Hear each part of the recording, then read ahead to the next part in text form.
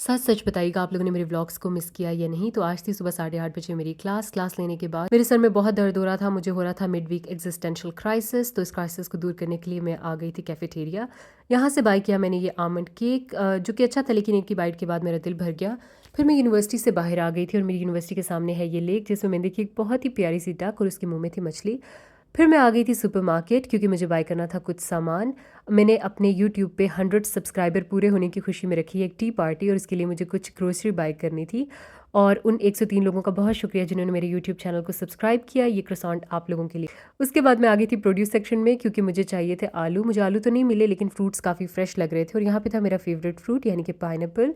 लेकिन खरीदने से पहले मुझे ख्याल आया कि पहले वाले फ्रूट्स अभी तक फ्रिज में सड़े हैं, तो मैंने और नहीं लेने। फिर मैं यहाँ पे आ गई थी सॉस बाय करने के लिए। और ग्रोसरी शॉपिंग करने में सबसे बड़ा मसला मुझे ये होता है कि everything is in Swedish language, और मुझे हर चीज़ गूगल ट्रांसलेटर से ट्रांसलेट करनी पड़ती है, वरना मुझे इंग्रेडिएंट्स की समझ नहीं आती। तो यहाँ पे मैं बाय करी थी केचप।